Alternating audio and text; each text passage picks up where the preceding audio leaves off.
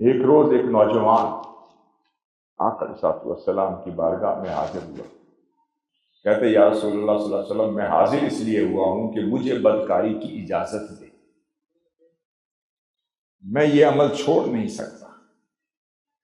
اب ہم جیسا کوئی اپنے مزاج والا کوئی ہوتا تو کہتا ہے اس کو بھگا دو، اس کو حیا ہی کوئی نہیں. اب صحابہ کرام طیش میں آنے لگے، اسے برا بھلا کہنے لگے. آپ نے فرمایا اسے مت روکو، میرے قریب آؤ بیٹے، اور بلا کر اپنی قربت میں بٹھا دیا. ہم ہوتے تو کہتے بھائی اس کو پکڑ کے دور کر دو، کیونکہ وہ تو حضور ہیں، لجپال ہیں، کریم ہیں، لطیف ہیں، جواد ہیں، حنین ہیں، رؤوف ہیں، رحیم ہیں.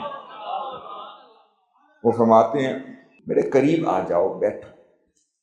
اب یہاں پہ انداز تربیت سنیے، اور جس میں آپ علیہ الصلوۃ والسلام کی شان عفو، اور آگے کیا فرمایا، خذ العفو وامر بالعرف، اور بھلائی کا حکم دیجئے میرے محبوب.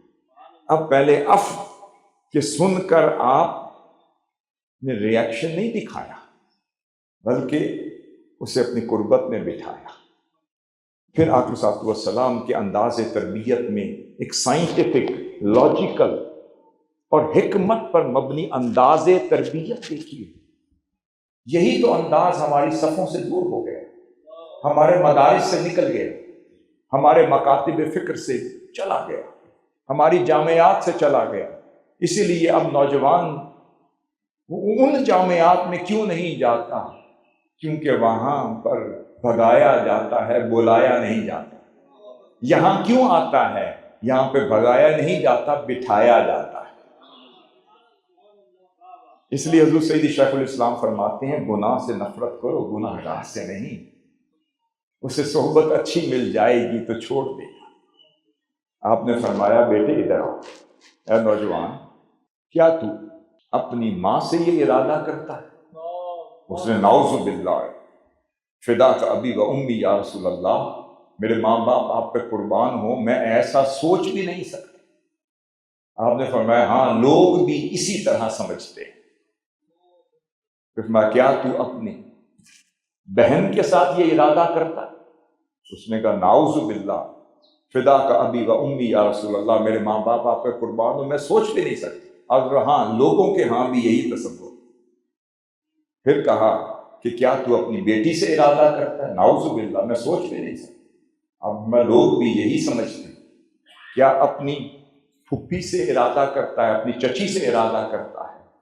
وہ کہتا رہا نہ یا رسول اللہ، میں سوچ بھی نہیں سکتا.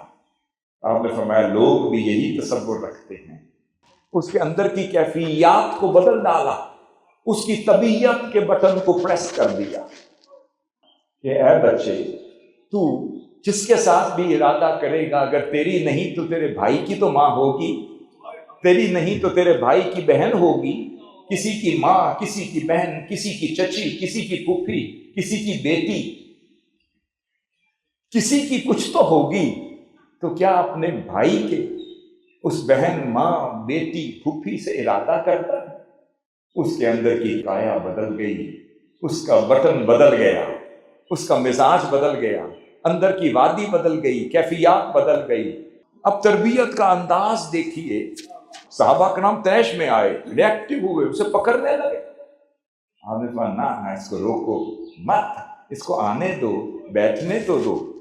میں اس انداز تربیت کو اپنی سنت بنا کے اپنی امت کو بتانا چاہتا ہوں.